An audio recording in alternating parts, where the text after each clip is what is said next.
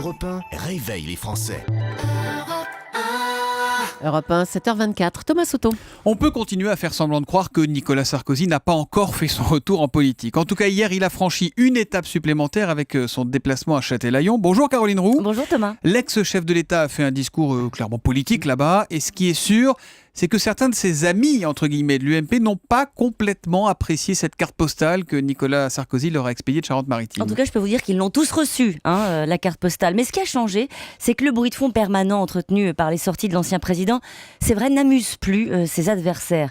La conversation commence toujours par un peu de langue de bois pour expliquer que Nicolas Sarkozy fait ce qu'il veut, qu'il faut qu'il prenne l'air, qu'il avait l'air serein et détendu.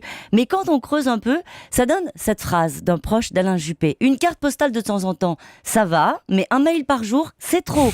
Il a envie, on a compris. François Fillon, en déplacement en Israël, fait passer le message, ce n'est pas son sujet. Le maire de Bordeaux, invité à commenter, se montre très chaleureux, comme il sait le faire parfois. Je ne m'occupe pas de ça, je suis en campagne, fermez le banc. Un de ses proches, un des proches d'Alain Juppé, fait pour nous l'explication de texte. S'il veut venir aider les candidats en campagne, au lieu de parler de lui, de parler de ses vacances, qu'il ne se gêne pas. En fait, la réalité, c'est que Nicolas Sarkozy est présent dans la campagne. C'est ce que doit reconnaître un ami de François Fillon, que j'ai joint en pleine opération porte-à-porte.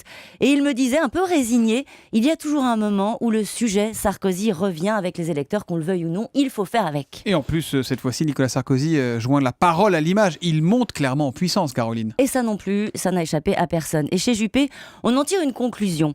Il y a de la fébrilité à vouloir nous dire tous les 15 jours qu'il existe.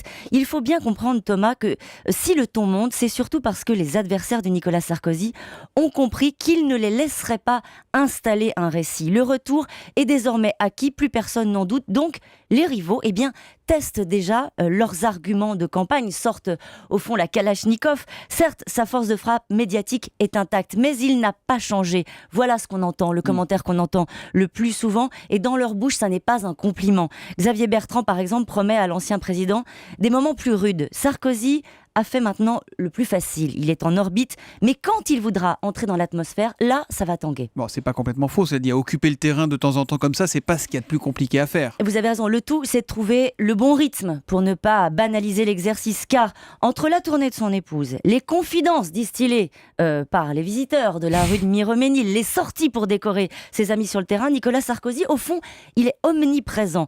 Et le risque, c'est surtout de devenir une cible avant le match. Hier, en faisant un pas de plus, Nicolas Sarkozy a accepté de poser un premier pied dans l'arène et ses adversaires ne s'y sont pas trompés. Mais pour eux, pas de doute, il a même déjà mis les deux pieds dedans. Ils sont pas loin de crier au secours, Sarko revient.